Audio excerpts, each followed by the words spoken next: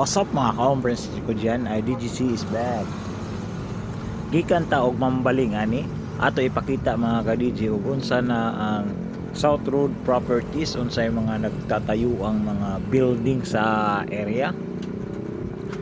Ato makita mga ka-DJ kaning duha ka building mga ka-DJ mao nang SM City Seaside. Ayan.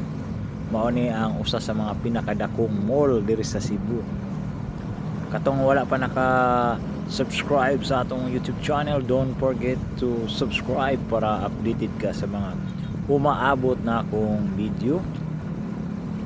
Kining sa akong left mga ka-DJ mauna ang Cebu Arena, usa sa mga pinakadakong arena diri sa Cebu. Yan. Ongoing ang construction ana. Yan kana mo nay SM Cebu Arena mga ka-DJ na ana sa himutang sa South Coast City. Ayan na ana mga gipang trabaho diha sa area. Kaning isa mao ni ang SM City Seaside, usa sa mga pinakadakong mall diri sa Cebu. Mao ni kahimtang diri mga ka-DJ sa South Road Properties. Medyo stop pa ang atong linya diri, maghuwat ta og kanos magu paingon ta karon og Cebu City mga ka-DJ. Gikan tagmambaling mao ta tong nakita ang SM Arena. 16,000 seating capacity ana siya kadako mga ka-DJ ang Cebu Arena. Medyo traffic pa mga ka-DJ, dili pa tong turno. Shout out sa mga sulit na tong ka-DJ diri sa YouTube. Labi na kay Kabi Cabrabuena, Siklista Cebu. Ayan, mga sulit na po ng ka-DJ. Ian Dave Pahardo. Ayan, Tulits Pahardo Vlog. Ayan, shout out mo diyan, Tulits Pahardo Vlog. Ayan, kay Cebuano 123 shout out. Ayan, katong nakita ninyo mga ka-DJ yung nasa Tumoy mo na New Star Hotel and Casino. Ayan. SM City Seaside. Ayan, mao na ang South Coast City.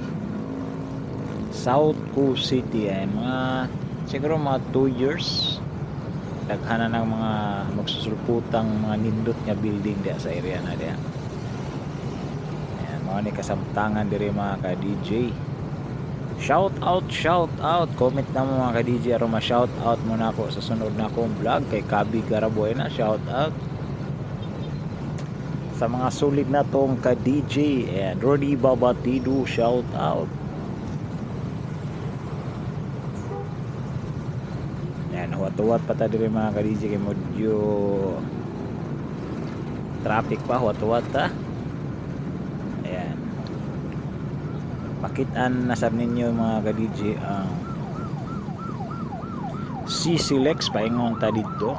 Ayan, makita na to ang maong bridge, usa sa mga pinaka taas nga bridge diri sa Pilipinas. Naa siya taas nga 8.9 kilometers from Cebu City to Cordoba. Ayan, traffic pa mga ka-DJ. Last na kung agi diri mga ka-DJ, ugwa kani agi sa motor lane, ginadakop mana nga kamong nga nakatan-aw ani katong mga nakamotor. Agi gyud mo sa motor lane para iwas madakpan kay naa ni lane diring dapita. Ayan, mag-amping-amping mo. Ayan. Ayan, kay traffic pa man, stop light, stop, di patong turno, huwat lang ta. Ayan, mo na ni ang South Road Properties. Sa una mga ka-DJ, close na siya. Adto ka sa unahan mag U-turn. Kung ganahan ka